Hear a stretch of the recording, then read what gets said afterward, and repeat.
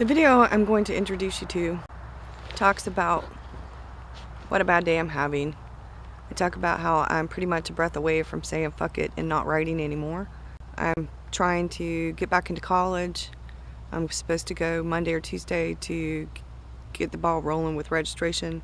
I'm trying to get a lot of things done and trying to organize everything so that I can make the goals happen for 2016, especially the ones that I didn't get done in 2015. I feel really good about this year, but yesterday was a bad day for me and for my husband. At work, his new job yesterday was, not a good day for him. And yesterday wasn't a good day for me. I sat down to write and realized I hadn't touched my novel in Scrivener since the day after Christmas. I have written stuff in my notebook and editing, but I hadn't actually sat down to write since then. I also realized that over the holidays, over the past 2 weeks, I have only written about 1,500 to 2,500 words total on my novel. That's not going to get it written.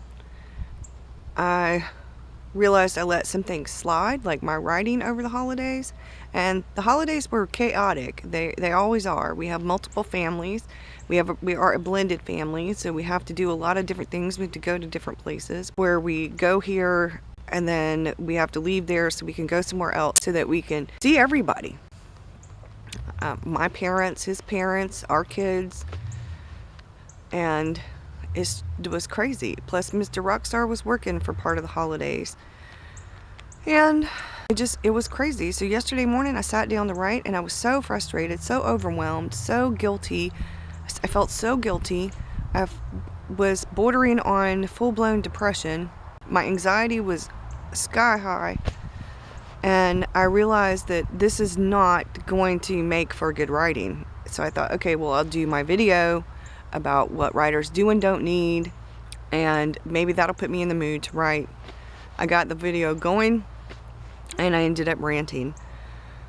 I needed to, I guess, and it made myself open and vulnerable, which is not something I do a whole lot, but I do make real videos. So I thought, instead of deleting the video and not putting it up, I thought I'd introduce the video and let you know what it's really about. And things are much better now. Last night after dinner, my husband and I talked. Mr. Rockstar had some really great ideas. He always listens to me.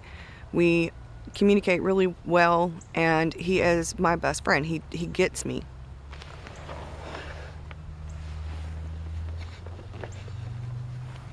I don't know. I heard a neighbor. So we were talking, and the meal was delicious. I made a big ham. I made potato salad. I had Italian green beans and baked beans, and we had Hawaiian rolls, and then for dessert we had an apple pie with caramel drizzle and Breyer's coffee ice cream, a little bit of fat-free whipped cream on top. Oh, it was so good. It was so good. And I'm really happy with my new glasses. I can see in much finer detail, and I like my transition lenses. I missed having them. But writing has taken a back seat over the past 2.5 weeks for everything else that's been going on, for other people, for other things, for including just a variety of things. It's not one person, it's not one thing, it was a lot of things. And I realized I wasn't taking my writing seriously. I was letting myself and other people dismiss it as, oh, you don't need to write right now, it's a holiday. Or you don't need to do it, you can do it later. You know. And if I don't take it seriously, other people aren't. They just aren't. And I realized I let myself slide because it was a holiday, but 1 day or 2 days over the holiday ended up being almost the whole 2 weeks. Not a good thing. Not a good thing at all. So I have to change that. I have to make my writing more important. I have to actually try to work on some kind of schedule that will work, especially now that my husband is not over the road anymore. We're going to try to figure out some kind of schedule, and that will work. And we're going to be divvying up household chores once again. Things are going to be much more.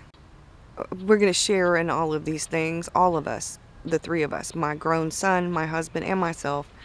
I'm not going to be responsible for the bulk of the house stuff anymore. I'm not when I live with 2 other adults. And my husband thinks that is more than fair since he's going to be home more and he's not going to be over the road. And I think one day a week on the weekend or whatever, on Saturday or Sunday, we're going to, depending on what my husband's schedule is, we're going to have a clean day. Everybody's going to start in one section of the house or a different section of the house, each person in a different section. And we're going to clean until we meet in the middle. And that's just how it's going to be because I'm not doing it all by myself anymore. I could do the maintaining of the house, but I'm not going to do the major cleaning of it all by myself anymore. I'm just not. My son is grown. He needs to learn how to do all this shit, and I'm tired of doing a lot of it all by myself. Especially once school starts, I'm going to be busy going to school and doing homework and classwork and all that stuff and writing. There's no way I'm going to get it all done and be responsible for every single bit of the house stuff. Just no way. And instead of being overwhelmed because I can't seem to get it all done, and every time I turn around, there's more stuff being added, to my list of responsibilities. But when you live with two other adults, you really should not be having to do all of it.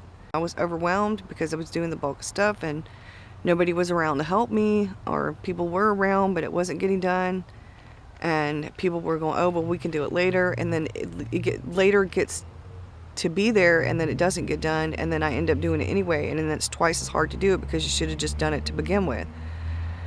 So that's where I was at, and my husband and I, his day was really shitty too, and we talked about his day and we got a lot of that settled. But I think what I have to sit down and do is schedule out some things a little bit better, get a little bit more organized. I am a creative clutter kind of person and it's just not working. I need to figure out a way to be organized but still be creative.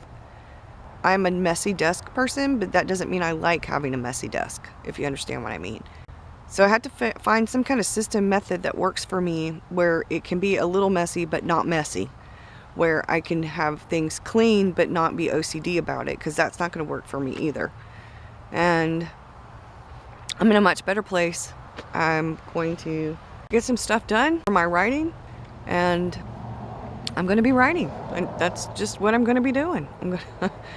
That's all there is to it. I'm going to write. That's what writers do. We write. Thank you for watching. Hope you have a good one. Bye. Hello, it's Burgess Taylor.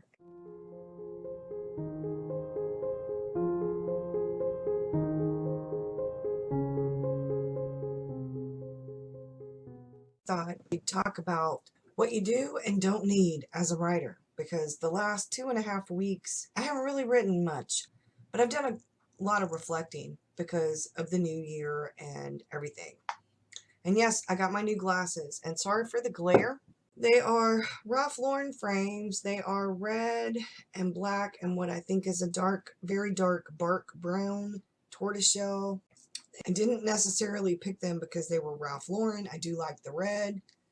Pick them because they fit my face. They're not sliding and crooked and stuff like the older ones, like the Ray-Bans, which I'm going to turn into prescription sunglasses. And these are a little like this because I am sitting in front of the window for natural sunlight, and they are transition lenses.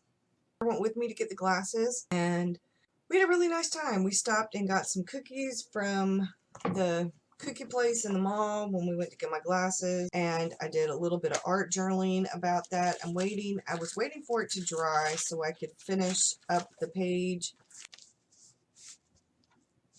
These are what I loved about 2015 and my declaration of intention for 2016. What do writers need? What do they not need? Well, first of all, I think the biggest thing is permission. You don't need anybody's permission to write. You don't need anybody, that's a habit. I'm going to stop that. You don't need anyone's permission to call yourself a writer. If you are writing, you are a writer. Now, personally, I define an author as someone who is getting paid to write. I define a writer as someone who writes. And maybe that's what helps me with the difference, is that once I am technically getting paid for my writing, I will be confident to claim myself an author.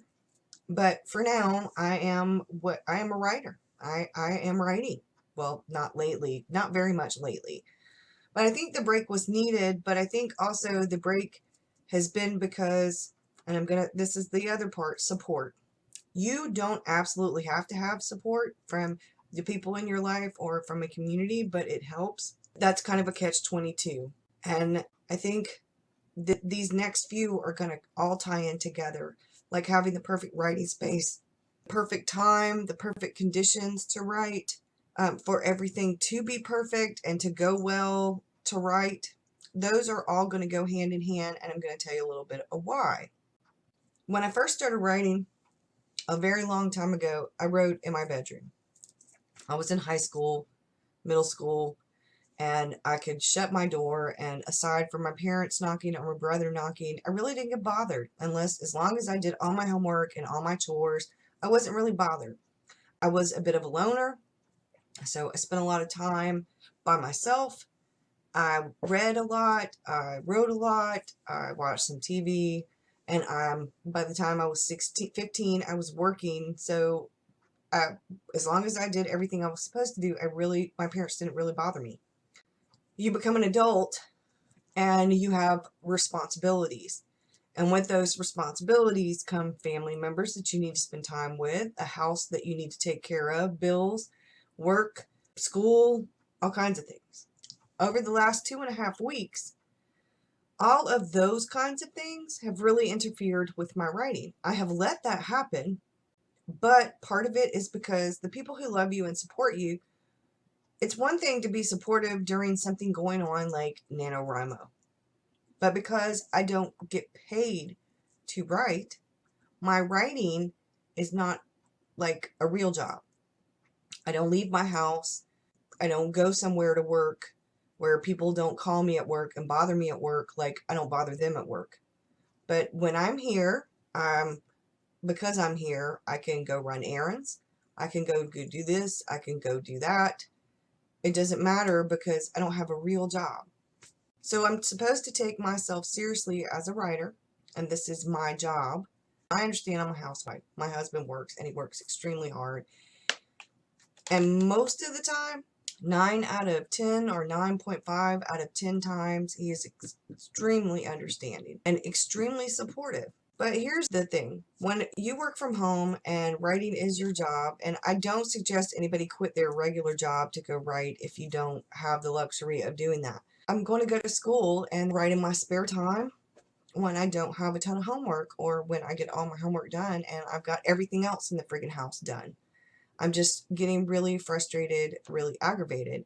And I realized that for a while I thought if I could just get a writing space, for a while I thought, well, if I could just get confident enough, if I could get rid of the self-doubt, that, if you let it, it will eat at you. And nobody's perfect. No author's perfect. There aren't any books that are perfect. There's no perfect time, no perfect space, no perfect conditions. I mean, all of that helps. But if you don't get your butt in the chair and you don't write, it's not going to get written. And for the past 2.5 weeks, I have been so pulled in directions, so frustrated, so disappointed in myself, and felt so guilty for not being able to write, or for not pushing myself, or not taking myself more seriously and making everybody else take me more seriously. That's just getting to the point where I'm ready to quit. And I know that's a bad attitude. I know it is. Every writer's different, and your process changes and the environment changes, and you kind of have to roll with those changes. And if I had 2 or 3 of me, I would be able to do it. And I could take all the advice in the world and follow through with it, my own advice included. But advice is kind of like assholes. Everybody's got one. And one person is going to tell you to do this. One person's going to tell you to do this. Somebody's going to tell you, well, this worked. And no, that didn't work. And people are going to tell me, oh, well, take yourself seriously. Well, no, you don't have to write. It's a holiday. Or, no, well, you've got time to do this. You got time to do that. You can do stuff early in the morning and get it all done and be done by. Or, no, don't worry about it. It'll wait. You don't have to worry about cleaning the kitchen, or you don't have to worry about doing this. Well, it doesn't get cleaned by itself. And then it doesn't get done, and I still end up doing it, and it ends up harder for me because now I'm doing it way later when, I should have been doing it right then and there, and it would have been a lot easier. And I guess I'm just really frustrated and aggravated. I mean, maybe if I had a bachelor's degree or a master's degree or PhD in writing, and I was getting paid to maybe do blog posts or to do freelance writing, and I was writing a book in my spare time, maybe people would take it more seriously. Like if you have those credentials. But honest to God, the credentials aren't necessary. You don't have to have a bachelor's degree or master's degree or PhD to write a book. You just have to have time, and you have to make time, and you have to get your ass in the chair and write. And I haven't been able to really get my ass in the chair and write. And this morning, I have this time to do this. This afternoon, I have this time to do this. And I can't because I'm so frustrated and so just ready to quit that I really don't care about, like, I can't be all of, I can't anymore. I can't. And then I tell myself, that's the wrong attitude, Burgess. That's the wrong attitude. And I wonder if they don't take me as seriously, if they don't take this as seriously because I didn't for so long. So I think what you need as a writer, if you really want to do this, is tenacity and persistence and resilience and a lot more patience than I have right now. I mean, I know it doesn't have to be perfect, and I know that things aren't going to be perfect. There's no perfect idea. There's no perfect writing space. Mine's cleaned up some, but I still got a pile of shit over there that I need to finish because I actually cleaned out a good portion of the closet. Got rid of some shoes. Got rid of some clothes. I need to get rid of some more.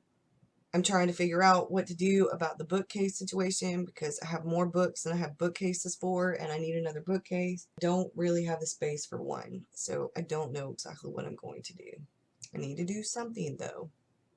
I don't know. I'll figure it out and I'll get back to writing. But right now, I'm this close to saying fuck it. I'm having a really hard time, and I think what I need to do is some liquor in my coffee. What I need. And I need for people to take me more seriously, and I need to evidently start taking myself more seriously so that they will. And I guess I'm going to get a do not disturb sign for my door and a do not disturb message or something for my phone, and maybe that will help. I don't know, maybe going to school and knowing that I'm busy doing homework and that I'm trying to write a book as well, maybe that will help. I don't know, but something's got to give. Something's got to give because for the last 2.5 weeks, the housework and the going here and going there, and everybody, oh, well, you don't have to write right now. You can write later. Well, you can do it later. Well, you don't have to do it now. And maybe it's just the anxiety and the frustration. So really don't mean to be a negative Nancy or a Debbie Downer because I'm doing this right now to myself because I'm so completely and utterly just ready to pull every single bit of my hair out. And I have an ass shit ton full of hair. I'm going to tell you. It's in long layers, and I have a shit ton of hair. I'm gonna go. If you have any suggestions, because I am at my limit right now, I just feel like nobody's really listening to me and nobody really understands. And I feel mad at myself and guilty because I let that happen. I think that's the thing I'm the most frustrated and angry about, is that I let it happen. I let it happen. I did it. And see, that was the thing. That was the thing that bothered me the most, was that I let it. I let it escalate. I let it happen to begin with. And before I knew it, over 2 weeks, a little bit over 2 weeks, it went by, or a week and a half completely. And before that, right before Christmas, there was probably quite a few days, almost a week, where I wasn't really writing every day consistently. So for the 2.5 weeks, I wasn't writing consistently. Not that I didn't write at all, but I didn't write consistently. And over that bulk of time, even though that's a short amount of time, I only got 1,500 to 2,500 words written. And I did write in the notebook and stuff some, but it's not the same.